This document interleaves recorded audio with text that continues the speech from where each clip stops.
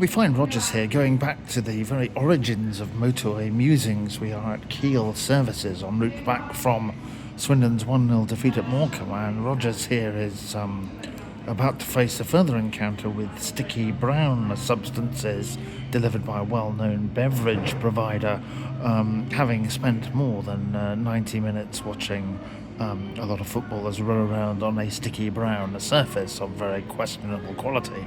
Not that that is any excuse for Swindon's defeat either. A poor performance of that there is no doubt. And looking for the statistical analysis, the number of touches in the box, 10 against a Morecambe side who are poor. Let's not kid ourselves about how their season has gone, is particularly alarming, and an indication that the attacking side of the game wasn't there. And the fact you can throw a large quantity of attacking players on a pitch is not necessarily an indication as to how you can win a football game. So now the challenge for the season, of course, is to try and regenerate some of the momentum that has done so exceptionally well between December and March to get Swindon up to safety here, but not to be stuck in this kind of somewhat muddy bog that Rogers is very tempted to partake of very shortly. So that's the game.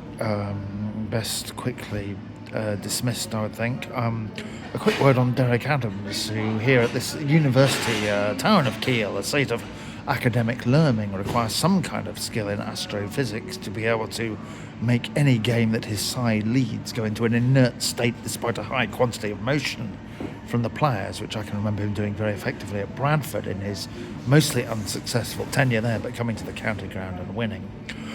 So that is enough of the football. The last and maybe significant word should go to the lengthy supporters trust statement issued in the hours before kick-off. And the thing that struck Rogers, and this is not through having spoken to the trust, but just as a observer of this matter, really has to be concerned about the fact that the trust is now in conversations with the council about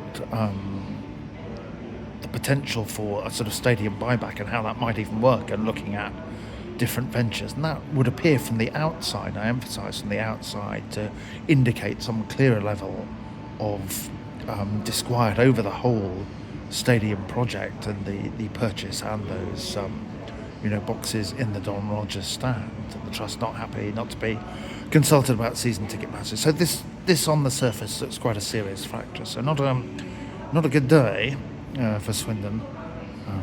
Whether Rogers will find this coffee of much consolation, I'm not sure either. But in old-fashioned style, those are your motorway musings.